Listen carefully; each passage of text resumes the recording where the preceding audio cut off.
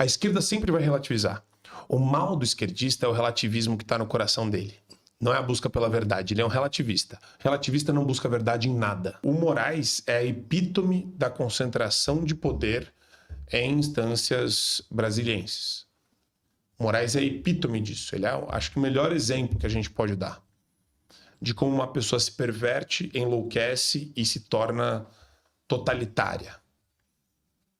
E convicta de que nunca vai responder pelos crimes que cometeu. E ele tem mais 30 anos lá. 21, que acho que ele tem 54, aposentadoria compulsória 75. com 75, então dá 21 anos. Tá. É muito tempo, né? É muito tempo. Eu não sei se ele tem 54 ou 55. Eu falei 30 anos assim porque para sim, mas chamar muito atenção. Tempo. Mas é muito tempo. É muito tempo. Você poderia dizer para mim que o Hugo Motta, ele concentra poderes. Falando nisso, a gente tem que dizer sobre ele pautar a anistia ou não. Mas o Hugo Motta é um deputado irrelevante da Paraíba. Vem de uma família. Que nem o Alcolumbre, né? Vem de toda uma estrutura, né? Uhum. E ele é o cara que decide o rumo. Aí você vem falar de proporcionalidade e representação. Exato. Você vai ter um cara que é igual o Nicolas, né? Ou os recordistas de voto, quem são? O Nicolas, Eduardo Bolsonaro, o Carlos Zambelli, que tá... Então você vai ter um cara sem poder nenhum, com 1.800 votos, 1.500 votos. E um Eduardo Cunha, lá do Rio de Janeiro, infelizmente, ou o Maia, né? Lá do Rio de Janeiro também, que são irrelevantes. Eles ganham voto em favela, com dinheiro de fundão. Sim. Mas tem um poder absurdo, terceiro na hierarquia do país, manda pra caramba. Então, assim, eu entendo a tua crítica, concordo com ela, só que tu olha que o negócio é feito de uma forma onde dá certo. Pô. Quem são os últimos presidentes da Câmara e do Senado? O cara de Alagoas, sim, o cara do Amapá, o cara da Paraíba. Nada contra esses estados. Só que o critério está muito longe de ser de representação de voto, né? Sim. Só que os caras de São Paulo, os caras do Rio, de Minas, né, que tem mais voto, votam nesses mesmos caras para ser presidente do Congresso aí. Mas eu entendo o seguinte, quando o sistema está disfuncional, ou quando o negócio está fora do eixo, que é o nosso caso, fica ruim para a gente tomar como funcionaria se as coisas fossem devidamente organizadas ou se a representação tivesse algum nível de paridade, né? Ou de real proporção, ou de... Por exemplo, voto distrital muda a maneira como a campanha é feita. Muda a maneira como o eleitor percebe o político, o candidato. Por quê? Porque você está criando uma circunscrição territorial específica que para o brasileiro não existe hoje. Você vai decidir deputado no estado inteiro. O estado decide o deputado. Então você tem eleitor em todos os cantos do estado. Isso encarece completamente a campanha. E se encarece, também cria a possibilidade de você fazer campanhas mais caras, mas ao mesmo tempo usar campanhas que seriam caras para desviar recursos. Então, quer dizer, tem tanta coisa que seria facilmente consertada se a gente tivesse um grupo de pessoas antissistema para reformar o sistema adequadamente, imbuídas dos mesmos, ou pelo menos imbuído esse grupo dos mesmos princípios e valores reformistas. Por isso que é importante a direita, enquanto movimento cultural, se estruturar em torno de think tanks, cadernos de teses, para exaurir a discussão de vários assuntos que são relevantes e que são prementes e que também precisam desse ponto de equilíbrio, de ter alguém metendo a mão na massa dentro da política para fazer os ajustes e para lutar pelas reformas. Então, mas eu concordo. O pêndulo ele não pode ficar só na... vamos fazer a reforma política sem você ter a base cultural. Porque senão vai acontecer o que acontece hoje com relação ao judiciário, né? Se você perguntar para todos os deputados de direita qual é a reforma que você considera necessária e mais importante para o Poder Judiciário hoje no Brasil? você vai ouvir uma diferente de cada deputado. E aqui eu não estou falando que isso seja um problema em si, mas falta de coesão na hora de você defender propostas ou grandes reformas gera um enfraquecimento da nossa presença política lá no Congresso e também junto com a base. Tá sempre um falando uma coisa, outro falando outra. Você não sabe o que está sendo defendido, porque não tem uma consolidação disso daí. Não tem caderno de tese. E não tem a galera do ambiente cultural de maneira suficiente, munindo a classe política de armas também. Então existe essa precariedade. Tem muito gabinete de deputado que, se tivesse um trabalho acadêmico, se tivesse um trabalho de pesquisa fomentado e financiado e custeado por ricões e por aristocratas e por grandes empresários e grandes grupos, se tivessem para questões relevantes e culturalmente relevantes, isso faria uma baita diferença. Mas a gente não tem isso. A gente tem isso de maneira nichada em algumas frentes. Tem algumas frentes que são muito ativas e que funcionam super bem. Frente do livre mercado, por exemplo. Mas existe uma falta, um gap gigante quando a gente vai falar de cultura. Quando a gente vai falar de valores. Existe uma dificuldade muito grande ainda. Porque aí não tem interesse no lobby, né? Só se tem interesse no lobby... Obrigado. Só se tem interesse no lobby quando tem um ganho, né? Então você vai ter o lobby de uma indústria específica, você vai ter o lobby... Agora, quando vai pensar num povão, né? O povão não se representa, né? Aí fica tudo meio solto. Principalmente quando é tema cultural. Totalmente. Ou que envolve comunicação, ou que envolvem regras atreladas a esses meios, mas que tem impacto cultural. E quem vai fazer isso, né? Muito bem, são os que vivem disso há muito tempo, né? Através do financiamento da cultura, né? Então você bota aí 20 bilhões de Lei Rouanet, você vai ter uma classe artística para fazer esse lobby, para fazer esse apoio. Vai ter o Eduardo Bueno, que fala toda essa maluquice que ele fala, coisa absolutamente nojenta, ganhando 3 milhões em contrato com a Caixa. Pede pro Superman falar sobre a importância simbólica do voto do Fux, né? Sim. E aí ele complementa dizendo que o Fux expôs toda a farsa do processo do suposto golpe, que já nasceu nulo, né? Comenta também as denúncias do Tagliaferro e o que eles mostram. 13 horas de voto, acho que foi interessantíssimo o papel. Acho que o voto mais longo da história do Supremo Tribunal Federal, o Fux que fez. Por que é tão relevante? Porque ele tomou o devido cuidado de elencar situação após situação, ponto após ponto. Ele foi muito minucioso nesse quesito. Achei estranha a contradição em termos dele pegar a declaração do Mauro Cid e também condenar o Braga Neto. Eu acho que isso daí não fez o menor sentido. Ele tenta colocar num espaço... no caso do Braga Neto, para falar da tentativa ou do planejamento de homicídio... do negócio do saco com vinho, da caixa com vinho, que ninguém abriu, ninguém viu. Um negócio assim, nada a ver. Gosto sempre de lembrar que o Fux também condenou mais de 400 pessoas do 8 de janeiro. Isso daí é vergonhoso. Ele falou durante o voto de 13 horas que estava revisando em processo de recurso posições que ele tinha adotado antes a respeito desses condenados, que ele condenou. Mas, independentemente disso, ok, veio para o nosso lado, fez um trabalho importante de radiografar o negócio, né? Então, isso tem um valor historiográfico, está nos anais do Supremo Tribunal Federal, tem um valor íncito em si, mas está longe do que a gente precisa ainda. Eu vou só te dar um exemplo, tá? A respeito disso. Com relação ao Tagliaferro, eu acho que vão ter... acho que ainda tem mais 2 vaza-togas, tem uma 5 e uma 6 ainda. Preciso ver com o David Agape como é que tá esse negócio. Mas é importante que o Tagliaferro continue denunciando, é importante que ele continue mostrando os documentos que ele tem, colocando para a imprensa nacional, também para a imprensa internacional.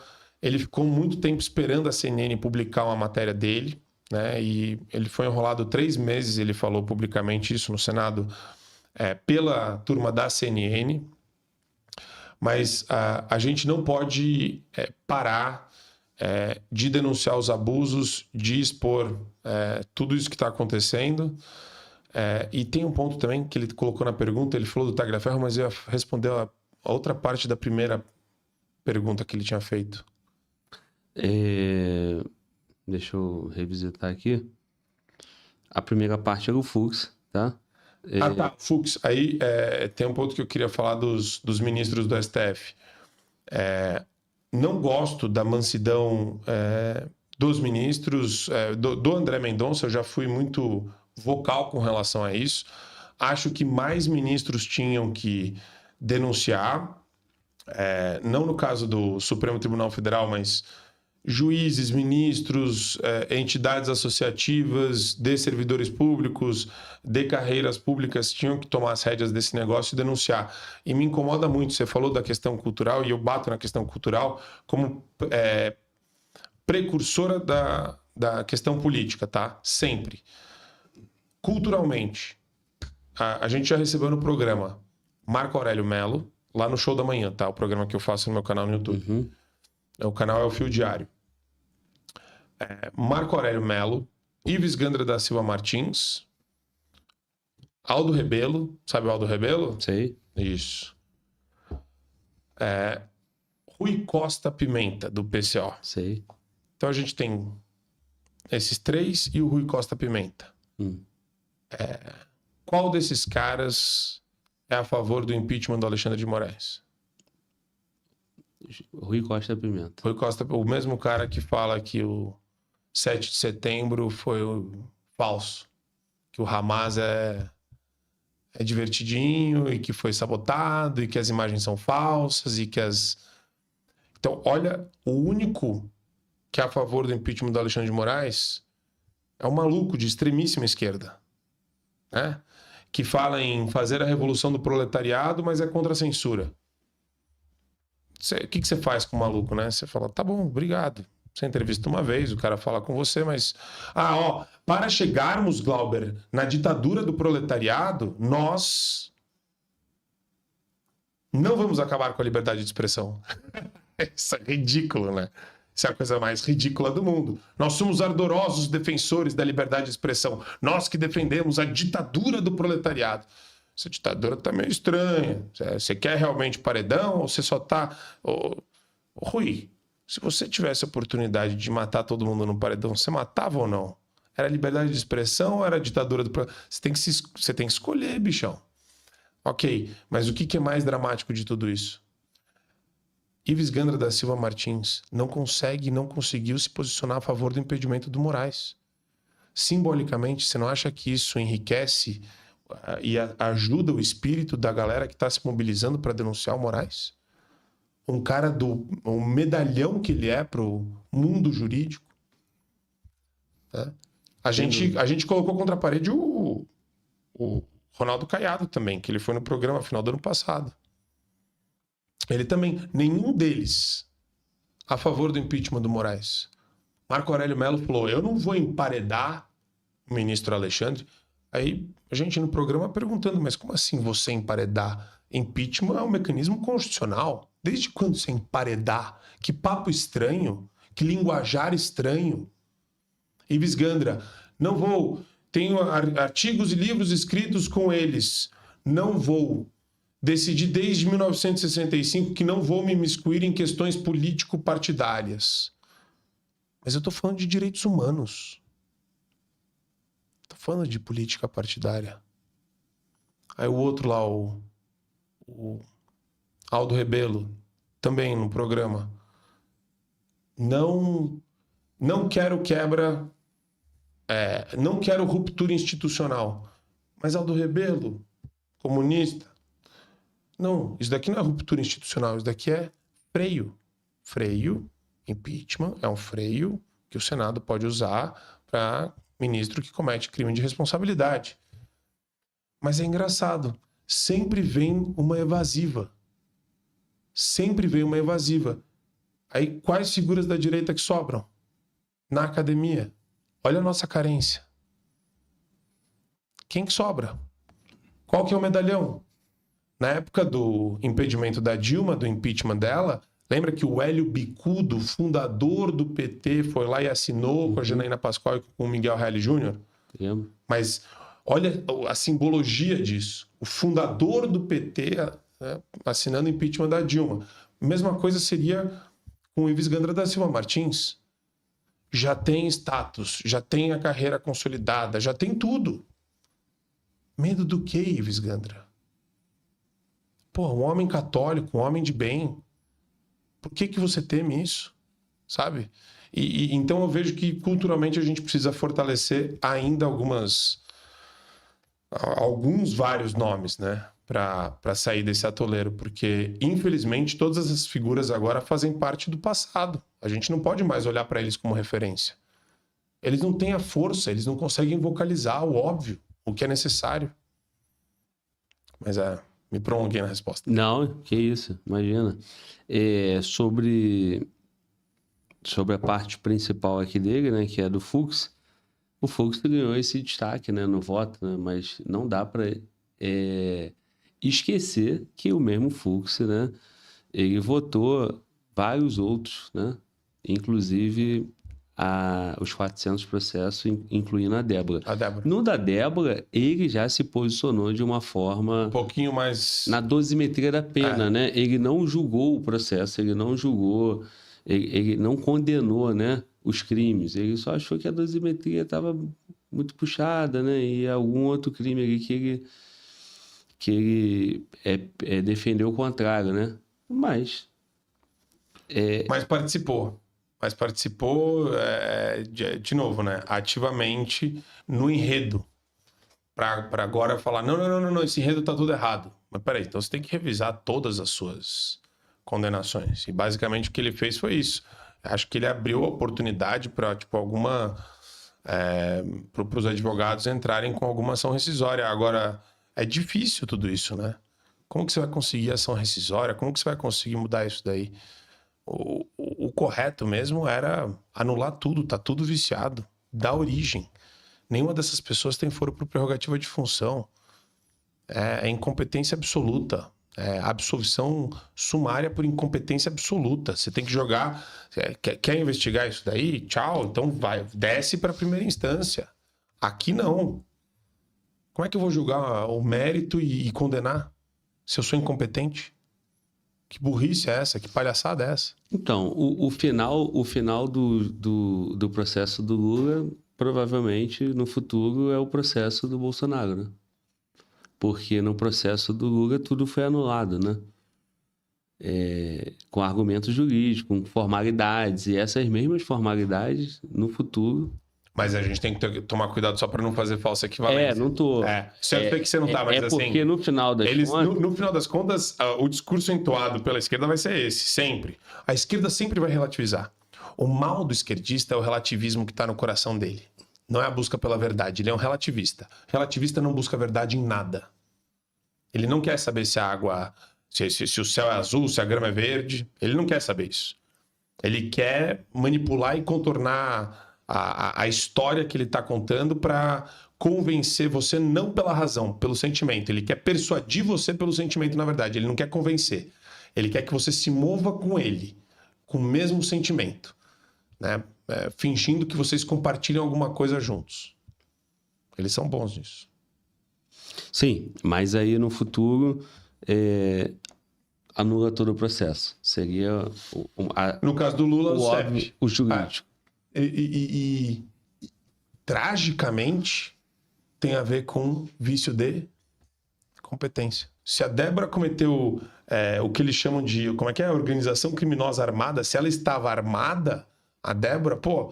a ação civil pública movida pelo Ministério Público Federal contra a Jovem Pan é um negócio que deixaria Mao Tse Tung com tesão, assim, quando ele tinha 20 anos de idade, assim. Tesão irrepreensível. O cara... Stalin tá dançando no inferno, no colo do Satanás, vendo o cara fazer essas alegações finais do Ministério Público Federal. Orgulhoso, né? Orgulhoso, Legado, feliz. Assim, o pessoal tá em festa no inferno. E o dano qualificado, pô. Dano qualificado também é pesado, né? Pra Débora, né? Dano qualificado, uma marca de batom que saiu com água, né? E no dia seguinte? No dia seguinte. Hum. E é muito louco você se colocar no lugar da pessoa, porque a pessoa nunca enfrentou o judiciário, não tem a menor ideia do que é a máquina, tá numa cadeia, longe das filhas. Ela ficou em prisão domiciliar, depois voltou pra cadeia, uma bagunça, uma insegurança. Você não sabe se na cadeia você vai ser morto um dia, você não sabe... Quem que te dá segurança na cadeia? E outra coisa, crianças menores de 12 anos. Tem muita gente em prisão domiciliar no Brasil por esse critério. Uhum. Não é isso? Não conheço bem. Mas é a maneira como todo mundo virou uma espécie de bucha de canhão que o STF usou para justificar essa condenação que a gente viu de 27 anos. Então deu 14 para Débora para dar 27 para o Bolsonaro. Então ele está usando a Débora como uma espécie de peão num tabuleiro de xadrez do inferno que ele está fazendo, que ele está jogando contra o povo. Tenebroso. Os 14 anos da Débora é um absurdo, né? Aí quando Silene, Iraci, senhora de 70 anos também pegando 17, 14 anos. Tu não acha que a política demorou para reagir, não, cara? Porque reagiu mais quando chegou mais perto do Bolsonaro, ou eu tô equivocado na minha leitura? Acho que demorou. Demorou demais para reagir. Tinha que ter começado muito antes. Eu tava batendo muito mais cedo. Na primeira condenação já caberia, né? Bem antes. Porque já é violação de direito humano. Aquilo tudo era dantesco. Aquele negócio todo um espetáculo de horror. Tudo foi horroroso. E ainda falta. Eu me sinto muito responsável. A vontade que eu tenho é de entregar algum tipo de resultado prático, seja por meio de denúncia. Eu acho que a gente tem que ter esse negócio de ser imparável, sabe? A gente não pode parar de denunciar, parar de trabalhar, parar de debater. Os caras querem que a gente canse de debater isso daí. Eles apostam na encheção de saco, que uma hora vai encher o nosso saco, eu vou falar, eu não aguento mais falar o nome do Alexandre de Moraes.